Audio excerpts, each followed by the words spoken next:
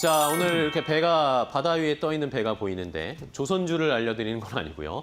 해운주를 좀 보자라는 그런 의견을 주셨습니다. 자, 해운주가 참 안 가더라고요. 시장에서 뭐 조선 뭐 이쪽으로는 어쨌든 모멘텀을 계속 받으면서 가는데 해운주가 잘 못 가는 이유, 해운주를 그래도 봐야 하는 이유는 뭘까요? 해운주가 이제 작년에 못 갔다는 이유는 이제 관세 이슈 때문에 이제 물동량이 좀 약간 줄어들 거라는 네. 어떤 그런 리스크가 좀 있긴 했었죠. 제가 오늘 저희가 이제 같이 보고 있는 화면에 보여지는 이제 저 배는 컨테이너선이잖아요. 그렇죠. 근데 제가 오늘 여러분들한테 말씀드릴 해운주는 이제 컨테이너선을 제외를 하고 옆에는 이제 벌크선 위주의 해운사들을 좀 보자라고 이제 말씀을 드리려고 좀 준비를 했는데요. 우리가 보통 해운주들을 공부를 할 때는 이제 HMM으로 대표되는 컨테이너 위주의 이제 해운사 그렇죠. 같은 경우는 상하이 컨테이너 운임 지수를 좀 많이 보고 그다음에 페노션으로 대표되는 이제 벌크선들은 BDI 이제 발틱 운임 지수를 많이 보는데 지금 그 운임 지수가 좀 약간 상반된 흐름을 좀 보여주고 있습니다. 컨테이너 위주의 어떤 그 상하이 컨테이너 운임 지수는 좀 떨어지고 있는 반면에 발틱 운임 지수는 최근에 이제 급등이라고 할 정도로 굉장히 크게 좀 상승을 하고 있는데 그래요? 그래서 이 컨테이너선보다는 벌크선 위주의 해운사들을 볼 필요성이 있어서 오늘 한번 좀 준비를 했고요. 그러면은 이 벌크선들은 왜 이제 시장에서 지금 발틱 운임 지수가 움직이냐?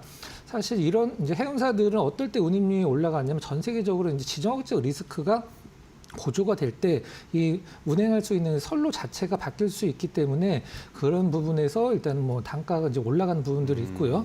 그 다음에 우리가 보통 고환율의 수혜주라고 얘기를 했을 때 해운주들을 별로 이제 언급이 안 되는 것 같은데 사실 이 해운주들도 이 운임 같은 것들을 다 달러로 받기 때문에 고환율의 어떤 최고 수혜주 중에 하나가 해운주라고 보시면 될 것 같아요. 그리고 최근에 이제 어떤 LNG선의 공급망이 일단 중동 쪽에서 카타르나 이런 쪽에서 이제 미국 쪽으로 많이 바뀌고 있기 때문에 이런 부분에 있어서도 분명히 수혜받을 어떤 기업들도 있거든요. 우리가 보통 LNG선의 적재 용량을 선복이라고 하는데 그 선복은 지금 제한된 구간에서 이 LNG의 공급량이 늘어나고 있기 때문에 이 LNG선을 위주로 하는 기업들도 한번 좀 체크를 해봐야 될 필요성이 좀 있습니다.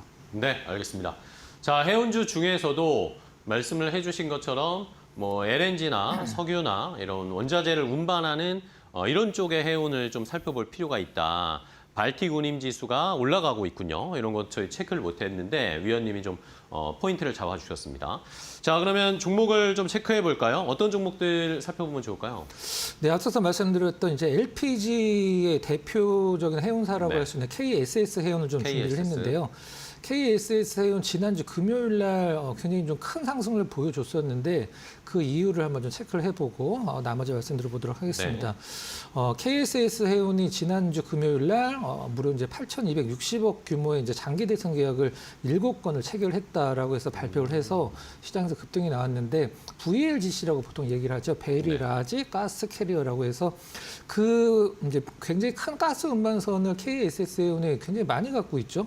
한 14대 정도 갖고 있는데 처음에 이제 2007년도부터 이제 이걸 늘리기 시작을 했는데 그때 2007년도에 어떤 일이 있었냐 하면 미국에 이제 셰일가스 혁명이 좀 있었죠. 그때 이제 이 큰 가스 운반선을 늘렸고 그다음에 2019년도서부터 이제 중국이랑 인도에서 LPG 사용량이 늘어나니까 그걸 대응하기 위해서 이 베리 라지 가스 캐리어선을 굉장히 크게 이제 증선을 했다라고 해야 될까요? 그런 부분들이 지금 이제 실적으로 이제 견인이 되고 있는 상황을 보시면 될 것 같은데 이 KSS 해운의 지난주 금요일 날 맺은 장기 운송 계약 8천억이 넘는 장기 운송 계약은 어떤 의미가 있냐면 우리나라 해운주들이 과거에 굉장히 안 좋은 어떤 실적을 냈던 이유 중에 하나가 이 장기 운송 계약이거든요. 근데 그걸 굉장히 고가의 이제 이 운송 계약보다도 배 리스를 굉장히 좀 고가에 맺음으로써 이제 그 부분이 적자로 적용이 됐었는데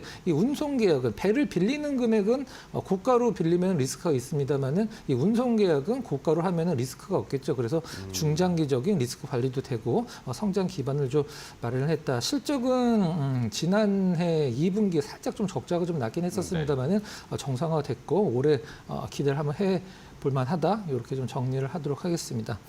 자, 두 번째 종목은 글로비스를 준비를 했는데요. 글로비스는 뭐 퓨어 해운사라고 보기는 좀 약간 힘들긴 합니다만 그래도 해운 쪽에 상당히 많은 부분을 차지를 하고 있죠. PCTC 이제 퓨어카 트럭 캐리어 부분이 워낙에 실적이 좋고 그다음에 CKD라고 얘기하는 이제 부품을 이제 수출을 해서 운반을 해서 거기서 현지에서 완성차로 조립하는 이 부분 또한 실적을 견인하고 있는 상황인 것 같아요.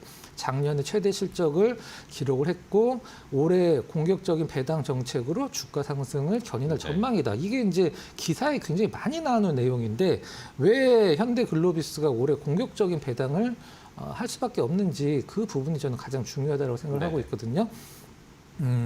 정의선 회장이 지금 현재 이 모비스 지분을 굉장히 조금 갖고 있죠. 모비스는 그렇죠. 이제 현대 자동차 거의 지주사 역할을 하는 기업이다 보니까 아마 한 0.3%밖에 안 갖고 있는 걸로 알고 있는데 그렇다라고 하면 정의선 회장이 가장 많은 지분을 갖고 있는 현대 글로비스에서 배당을 굉장히 좀 강화를 해서 정의선 회장이 현금을 좀 쌓은 다음에 이제 정몽구 회장의 어떤 그 지분을 상속받을 때 상속세로 낸다든가 아니면은 현대 모비스 지분을 추가로 매수할 수 있는 어떤 현금을 마련하기 위해서 꼭 해야 되는 것 중에 하나가 현대 글로비스의 배당을 늘리는 거거든요. 그래서 이 부분과 더불어서 이제 현대 글로비스는 작년에 이어서 올해도 어떤 최고 실적을 한번 좀 기대를 해 보도록 하겠습니다. 네, 알겠습니다.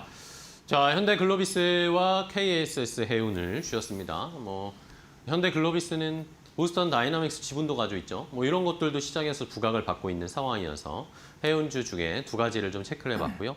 자, 그러면 이제 해운주 중에 최선호 탑픽으로는 위원님 뭐 보세요? 네, 벌크션 대장주라고 할 수 있는 페노션을 이제 탑픽으로 좀 선정을 좀 해봤는데요.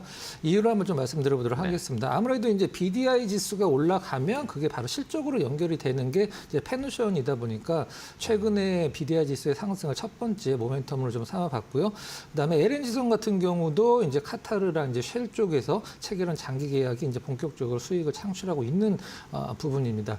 과거 2000년도 중반 때 우리나라의 한진해운이나 이런 기업들이 이제 큰 실적을 내고 주가가 막 10배씩 오른 이유가 딱 하나만 꼽으라고 하면 바로 중국 쪽에서의 철강석 수요였었거든요. 네. 전 세계 철강석의 한 70%를 중국이 다 빨아들이면서 해운사들의 운임이 뭐 몇십 백씩 올라갔었는데 지금 이제 중국과 신흥국이 철강석 수요가 다시 늘기 시작했어요. 그렇다라고 하면 벌크선 위주의 페노션은 당연히 실적이 좀 좋아질 수밖에 없는 상황이고 최근에 수급이 굉장히 좋아졌습니다. 외국인 기관 이제 동시 순매수가 계속적으로 연일 들어오면서 전고점 돌파를 시도하고 있는 상황인데 매수가는 오늘 그렇게 큰 퍼포먼스는 없으니까 어제 올랐죠. 어제 급락장에서 올랐기 때문에 오늘 좀 한 박자 쉬는 구간에서 적절한 매수 타이밍이 나왔다고 보시면 될 것 같고요. 가격적인 전략은 매수가는 현재가, 목표가는 6,000원, 손절가는 4,500원으로 한번 설정을 해보도록 하겠습니다.